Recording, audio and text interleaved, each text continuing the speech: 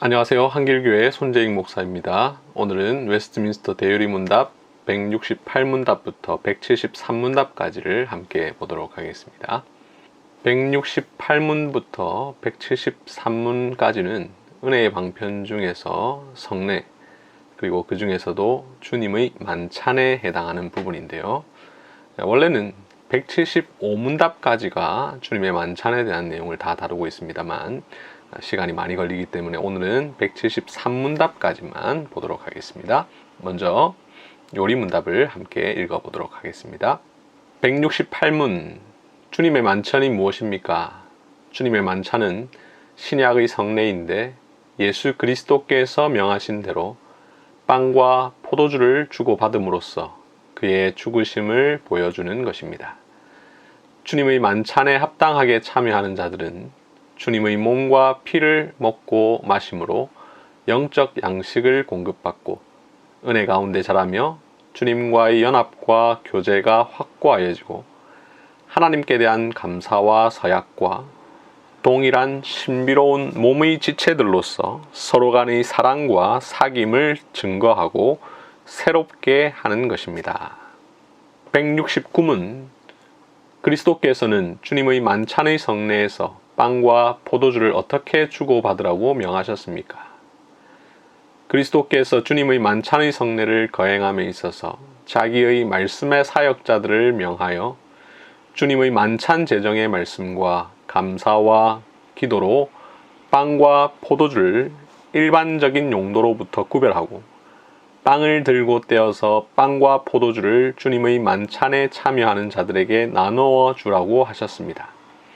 그러면 그들은 동일한 명령에 따라 그리스도께서 자신들을 위해 몸이 찢기시고 피 흘리신 것을 감사히 기억하면서 빵을 받아 먹고 포도주를 마셔야 합니다. 170문 주님의 만찬에 합당하게 참여하는 사람들은 어떻게 거기에서 그리스도의 몸과 피를 먹고 마십니까? 그리스도의 몸과 피가 주님의 만찬의 빵과 포도주 안에 함께 혹은 아래에 육체적으로나 물질적으로 임재하지는 않지만 믿음으로 받는 자에게는 그 요소들 자체가 그들의 외적 감각에 느껴지는 것 못지않게 참되고도 실제적으로 그들의 믿음에 영적으로 임재합니다. 그러므로 주님의 만찬의 성례에 합당하게 참여하는 자들은 육체적으로나 물질적으로나가 아니라 영적인 방식으로 그리스도의 몸과 피를 먹고 마시는 것이지만 그들은 믿음으로 십자가에 달려 죽으신 그리스도와 그의 죽음에서 오는 모든 혜택을 참되고도 실제적으로 받아 자신들에게 적용하는 것입니다. 171문 주님의 만찬의 성례를 받고자 하는 사람들은 참여하기 전에 어떤 준비를 해야 합니까? 주님의 만찬의 성례를 받고자 하는 사람들은 참여하기 전에 자신들이 그리스도 안에 있는지, 자신들의 죄와 부족함, 자신들의 지식, 믿음, 회개의 진실성과 분량에 대해 하나님과 형제들에 대한 사랑, 모든 사람에 대한 긍휼, 자신에게 잘못한 사람들에 대한 용서와 그리스도를 향한 자신들의 열망과 자신들의 새로운 순종에 대해 스스로를 살펴야 합니다. 그리고 진지한 묵상과 간절한 기도로 이 은혜들의 실천을 새롭게 함으로써 성찬 준비를 해야 할 것입니다. 172문 자신이 그리스도 안에 있는지 혹은 주님의 만찬에 임할 합당한 준비가 되어 있는지를 의심하는 자도 주님의 만찬에 나아올 수 있습니까? 자신이 그리스도 안에 있는지 혹은 주님의 만찬의 성례에 합당한 준비가 되어 있는지를 의심하는 사람이 비록 아직 확신하지 못할지라도 그리스도에 대한 진정한 관심을 가지고 있을 수 있고 그런 관심의 결핍을 알고 우려하여 그리스도 안에서 발견되고 악으로부터 떠나고 싶어하는 거짓 없는 소원이 있으면 하나님 보시기에 준비가 되어 있는 것입니다. 그런 경우에는 약하고 의심하는 그리스도인들을 안심시키기 위해서도 약속이 주어지고 이 성례가 제정된 것이기 때문에 그는 불신앙을 애통하고 의심을 해결하려 노력해야 할 것이며 그렇게 함으로 앞으로 더욱 더 신앙을 강화하기 위하여 주님의 만찬에 나아와도 좋을 뿐 아니라 반드시 참여해야 합니다. 173문 신앙을 고백하고 주님의 만찬에 나아오고자 하는 사람에게 못 받게 할 수 있습니까? 비록 신앙을 고백하고 주님의 만찬에 나아오고자 하는 소원을 가지더라도 무지하거나 수치스러운 일이 드러나면 그들이 가르침을 받아 변화가 나타나기까지는 그리스도께서 자기 교회에 맡기신 권세로 주님의 만찬을 못 받게 할 수도 있고 또한 못 받게 해야 합니다. 예, 이제 하나하나 해설을 하도록 하겠습니다. 154문답은 그리스도께서 우리에게 은혜를 베푸시는 외적 방편들을 세 가지로 이야기한 바 있죠. 말씀, 성례, 기도입니다.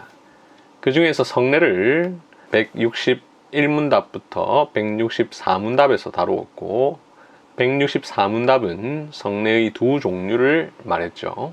성례의 두 종류는 세례와 주의 만찬이 있다라고 이야기를 했습니다. 세례에 대해서는 지난주에 다루었고 오늘부터 하게 될 168문부터 175문답은 바로 이 성례 중에서 주님의 만찬에 대해서 다루고 있습니다. 자, 그러면 168문답 주님의 만찬이 무엇인가를 보도록 하겠습니다. 우리가 주님의 만찬이란 우리가 흔히 한국교회에서는 성찬이라고 주로 많이 부르죠. 그런데 성경을 자세히 찾아보면 성경에는 사실 성찬이라는 표현이 없습니다. 대신 주님의 만찬이라고 부르죠. 주님의 만찬은 거룩한 식탁이기 때문에 우리가 그 뜻으로 성찬이라고 부릅니다. 주님의 만찬하면 제일 많이 떠올리는 그림이 바로 이 그림이죠. 레오나르도 다빈치가 그린 최후의 만찬 이 그림입니다. 우리가 이 그림 때문에 만찬이 이러했을 것이다 라고 쉽게 생각할 수 있습니다만 이러했던 것은 아니고 레오나르도 다빈치가 조금은 각색해서 그린 그림이죠. 이전에도 말씀드린 적이 있습니다만 예수님 당시에는 이렇게 앉아서 식사를 했던 것이 아니라 약간 비스듬히 기대어서 식사를 했습니다. 왼쪽 장면을 보시면 벤허라는 아주 유명한 영화의 장면인데 이 영화에 보면 그 당시에 사람들이 비스듬히 기대어서 식사를 하고 있는 장면을 볼 수 있는데 오른쪽에 보시면 6세기에 그려진 그림인데요. 성 아폴리네르 노보 성당이라는 곳에 있는 일종의 모자이크인데요. 여기 보면 약간 사람들이 기대어서 있는 것을 볼 수가 있습니다. 그와 관련된 내용을 성경에서 볼 수 있는데 여기 보시면 누가복음 22장 14절입니다. 마지막 만찬이라고 되어 있죠. 14절에 보면 때가 이르매 예수께서 사도들과 함께 앉으사라고 되어 있는데 여기 보면 나뇌주가 표시되어 있습니다. 이 나뇌주를 딱 보면 헬라어로 기대어 누워 있는지라 라고 해서 가로 열고 유대인이 음식을 먹을 때 가지는 자세라고 되어 있습니다. 이 당시에는 이렇게 기대어서 음식을 먹었다라고 하는 것이죠. 그래서 이 장면처럼 예수님께서 식사 교제를 하셨다라고 보는 것이 바람직합니다. 168문답은 주님의 만찬이 무엇인지를 다루고 있는데요. 제일 먼저 주님의 만찬에 대해서 신약의 성례라고 이야기를 하고 있습니다. 성례란 우리 주님께서 친히 제정하신 것을 가리키는 말이죠. 예수님께서는 십자가에 달리기 전날 당신의 제자들과 함께 유월절 음식을 잡수시면서 주님의 만찬이라는 성례를 제정하셨죠. 그리고 우리는 거기에 따라서 이 주님의 만찬을 신약의 성례로 받아들입니다. 주님의 만찬은 예수님께서 명령하신 대로 빵과 포도주를 주고 받음으로써 합니다. 그래서 주님의 만찬의 재료는 빵과 포도주이죠. 이 두 가지 요소는 예수님께서 친히 제정하신 것이기 때문에 우리가 마음대로 바꿀 수가 없고 반드시 이 두 가지를 가지고 사용해야 합니다. 종종 빵 말고 다른 것 하면 안 되냐, 포도주 말고 다른 것 하면 안 되냐 이런 말을 하시는 분들이 종종 있는데 우리는 그리스도께서 제정하신 방식대로 해야 합니다. 성찬에 관하여서 예수님께서 직접 구체적으로 말씀하시지 않은 부분의 경우에는 우리가 조금 바꿀 수 있겠지만 예수님께서 직접 말씀하신 부분은 우리가 임의로 바꿀 수가 없는 것이죠. 로마 가톨릭은 임의로 이 방식을 바꾸어서 사용하는데 빵이 아니라 면병이라고 하죠. 얇은 종이 같은 것을 가지고 사람들에게 줍니다. 로마 가톨릭이 이렇게 하는 이유는 화채설이라고 하는 그들의 사상에 근거한 것인데요. 그들은 그리스도의 몸이 땅에 떨어져서 밟히면 안 된다라고 생각을 했습니다. 그래서 빵가루가 떨어져서 밟히지 않도록 하기 위해서 가루가 만들어지지 않는 이런 종이 같은 면병을 만들어서 사용합니다. 하지만 개혁주의 신학자들은 이런 방식을 아주 강하게 반대하였습니다. 왜냐하면 주님께서 명하신 방식이 아니고 무엇보다도 우리가 빵과 잔을 먹고 마신다라는 것은 음식을 먹는다라는 의미가 있는데 이렇게 하는 것은 음식이라는 생각이 사라지게 만든다라는 단점이 있기 때문입니다. 그래서 우리는 빵과 잔을 사용하여서 성찬에 임해야 할 것입니다. 그리고 주님의 만찬에 합당하게 참여하는 자들은 이라는 표현이 나오는데요.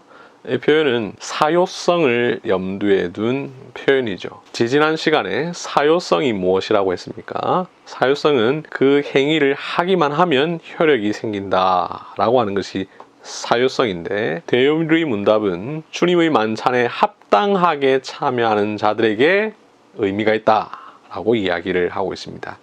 그래서 빵과 포도주를 똑같은 사람이 먹었다 하더라도 어떤 사람에게는 아무런 효력이 발생하지 않는 것이죠. 예를 들어 불신자가 전혀 복음을 알지 못하는 사람이 성찬에 참여했을 때 그 사람이 우리와 동일한 은혜를 누릴 수 있느냐? 그렇지 않다라는 것이죠. 합당하게 참여하는 자들에게만 효력이 발생한다라고 하는 것입니다. 자, 그러면 주님의 만찬은 우리에게 어떤 유익을 주느냐? 여기에서 한 4가지 정도로 이야기를 하고 있는데요. 영적 양식을 공급받아 은혜 가운데 자라게 됩니다. 성찬은 한편으로 물리적인 음식이지만 실질적으로는 영적인 음식이죠. 예수님께서는 이 성찬이라고 하는 영적 양식을 우리에게 공급해 주심으로 말미암아 우리가 은혜 가운데 자라가게 하십니다. 어떤 식으로 자라가느냐? 두 번째 보면 주님과의 연합과 교제가 확고해집니다. 내가 주님과 연합되어 있다. 주님과 교제한다라는 사실이 더욱 확고해지는 것이죠. 세 번째로 하나님께 대한 감사와 서약. 내가 하나님께 대한 감사가 생기게 되고 서약을 하게 되고. 네 번째로 동일한 신비로운 몸의 지체들로서 서로 간의 사랑과 사귐을 증거하고 새롭게 합니다. 성찬은 혼자 참여하는 것이 아니죠. 함께 한몸된 교회의 성도들이 함께 참여하면서 서로 간의 사랑과 사귐을 증거하고 새롭게 하게 됩니다. 다음으로 169문답 주님의 만찬은 어떻게 시행해야 하는가를 169문답이 다루고 있는데요. 169문답은 재정의 말씀을 해야 한다라고 이야기를 합니다. 이 재정의 말씀이라는 것은 빵과 포도주가 성찬상에 놓여 있을 때 예수님께서 이것은 내 몸이니 이것은 내 피니 라고 말씀하셨던 그 말씀을 목사가 읽는 것이죠. 이렇게 함으로써 무슨 일을 하느냐면 빵과 포도주를 일반적인 용도로부터 구별합니다. 우리가 먹고 마시는 빵과 포도주는 그 자체가 물리적으로 특별한 것이 아니죠. 일반적인 제과점에서 파는 빵 혹은 사람들이 만든 빵, 포도주 역시 사람들이 그냥 만든 포도주죠. 그것이 주님의 만찬을 위한 용도로 구별되어야 하는데 그것은 성찬상에 놓여 있다고 해서 구별되는 것이 아니라 재정의 말씀을 통하여서 구별되는 것이죠.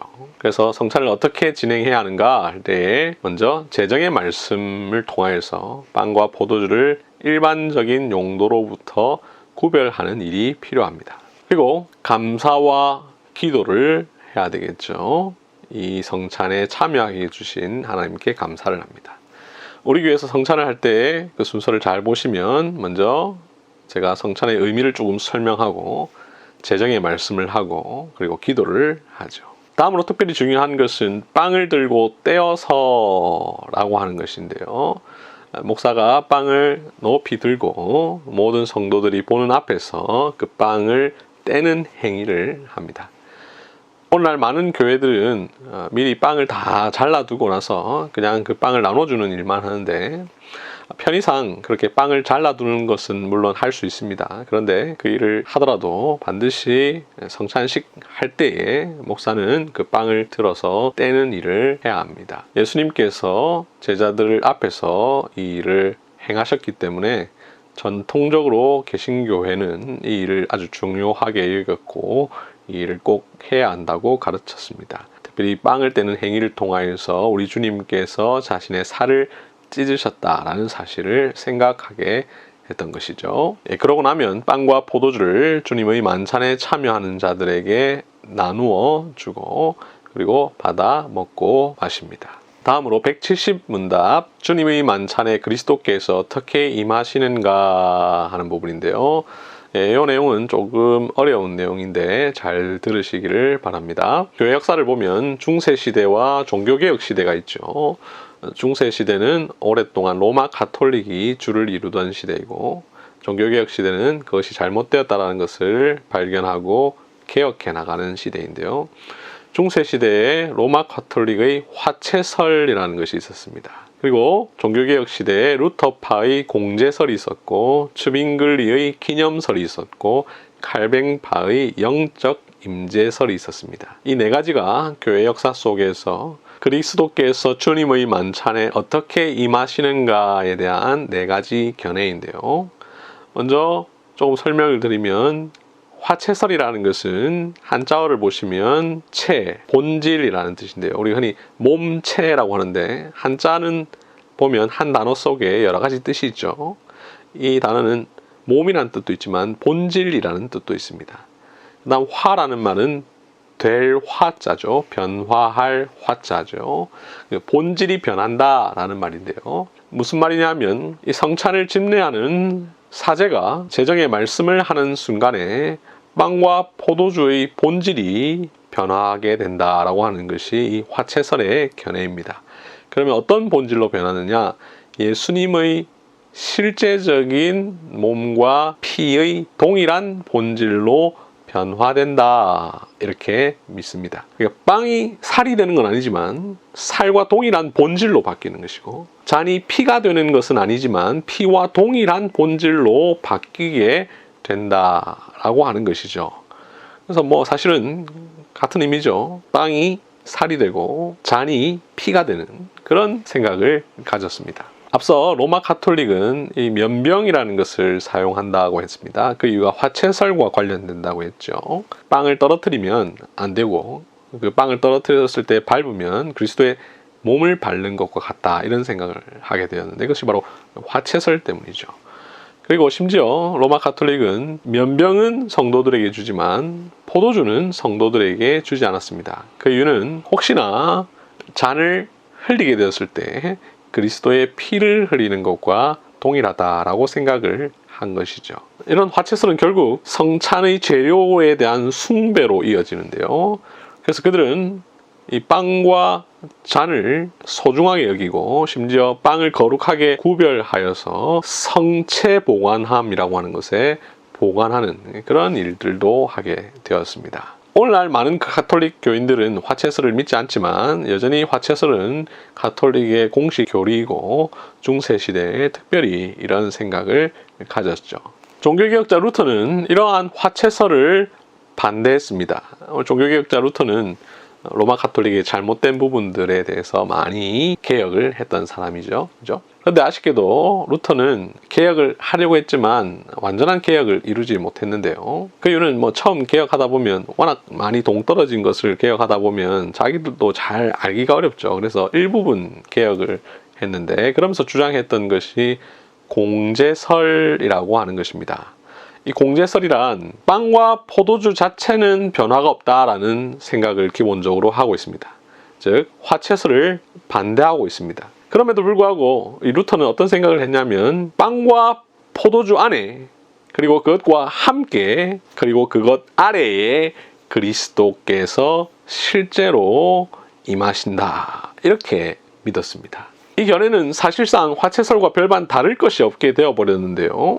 그럼에도 루터는 화채설이 잘못되었다라는 것을 주장하면서 이런 주장을 하게 되었고 이 견해는 빵과 포도주의 두 가지 본질이 함께 있다라는 의미로서 공제설이라고 합니다. 다음으로 츠빙글리가 어떤 주장을 했냐면 기념설이라는 것을 주장했는데, 이 츠빙글리는 로마 카톨릭의 화채설 그리고 루터파의 공제설, 이것을 강하게 반대하다 보니 결국 더 많이 나가버려서 어떻게 했냐면, 성찬은 그저 그리스도의 죽으심을 기념하는 행위에 불과하다, 그냥 기념만 하는 것이다, 이렇게 생각을 했습니다. 그래서 츠빙글리의 기념설이라고 합니다. 혹은 상징설이라고 할 수 있죠. 이에 반해서 칼뱅파, 칼빈을 비롯하여서 그 후예들은 영적 임재설이라는 것을 주장했는데, 성찬은 비록 예수님께서 육체적으로 그리고 장소적으로 임하시는 것은 아니지만 그의 신성이 실제로 함께 하셔서 성찬에 참여하는 자들 가운데 영적으로 임재한다, 이런 주장을 했습니다.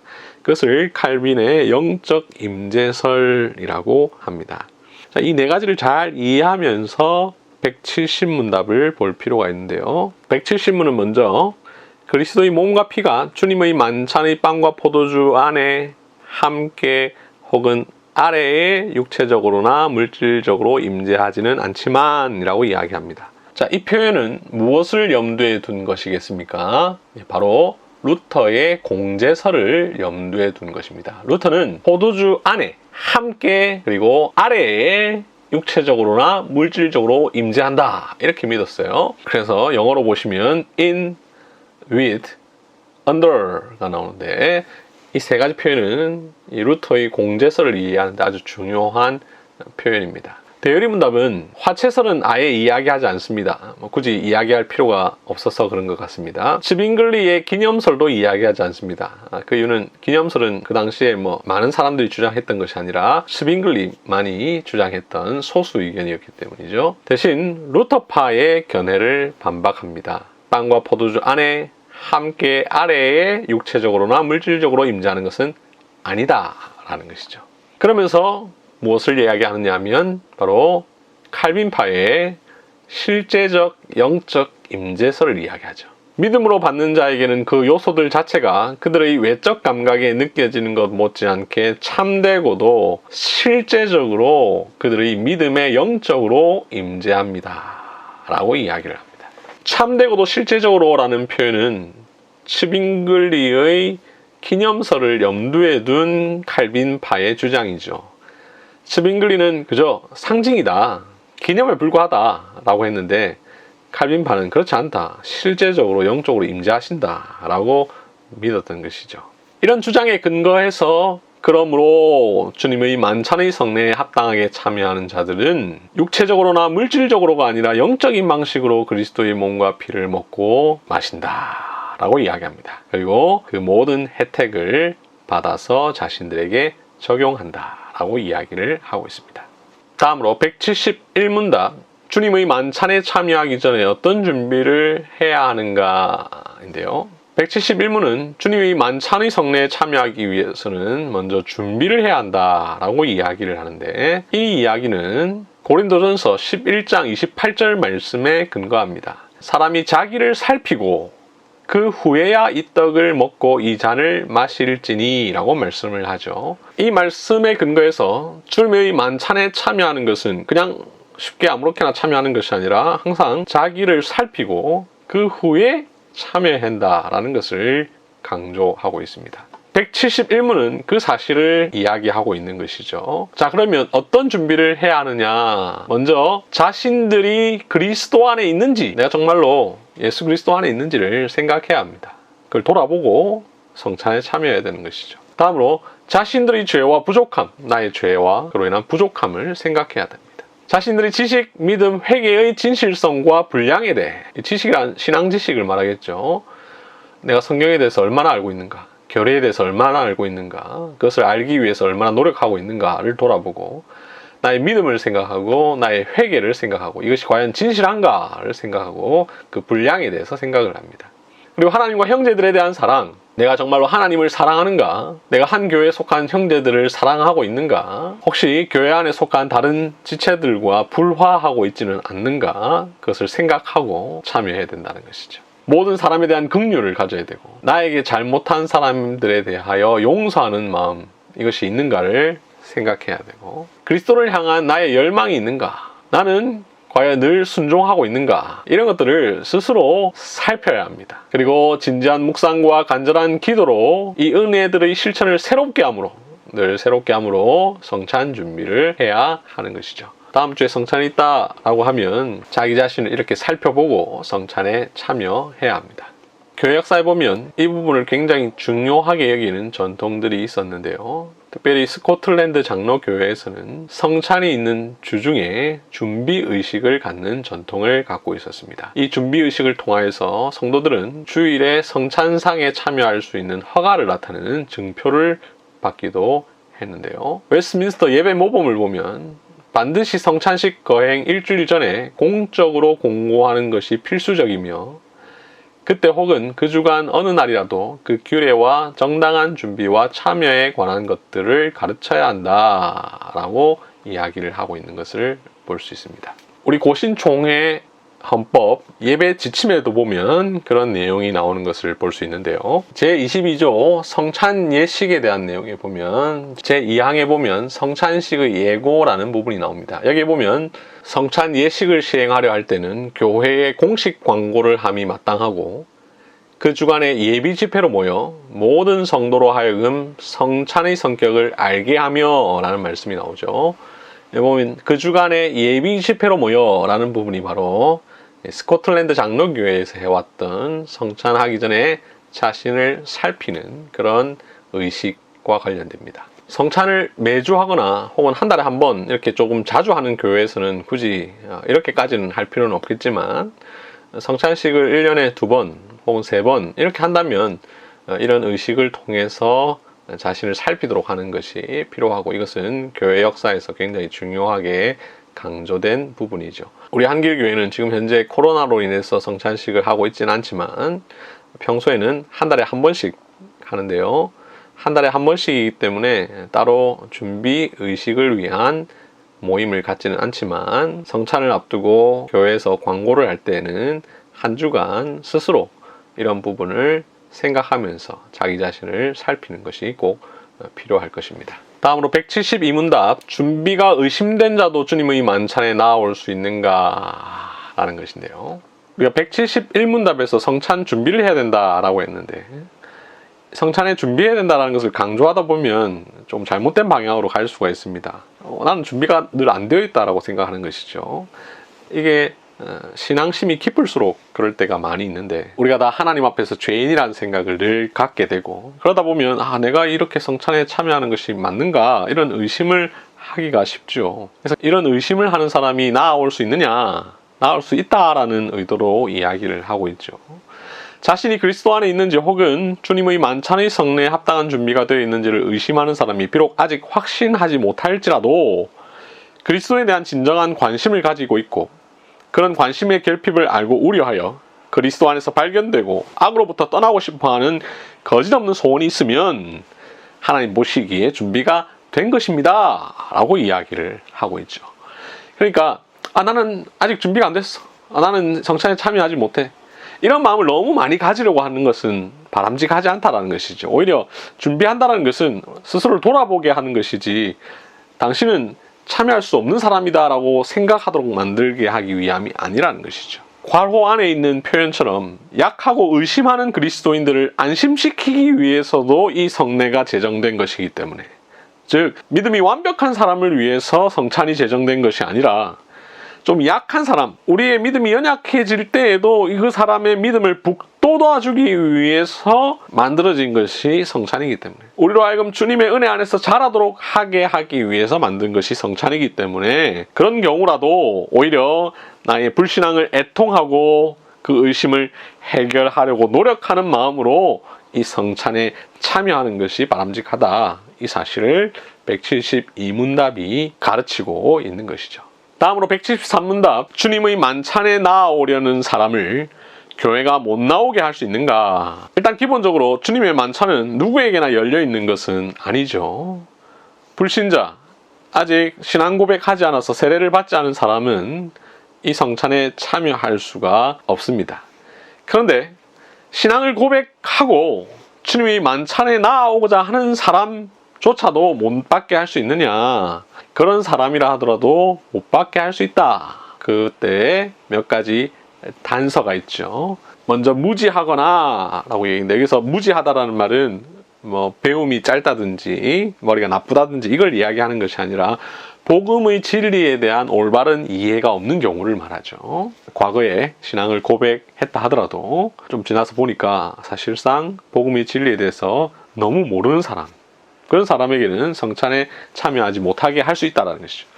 그 다음으로 수치스러운 일이 드러나면, 어떤 신자가 아주 큰 범죄를 지었을 경우에 그것이 드러났을 경우에는 참여하지 못하게 할 수 있다는 것이죠. 언제까지? 그들이 가르침을 받아 변화가 나타나게 하기까지.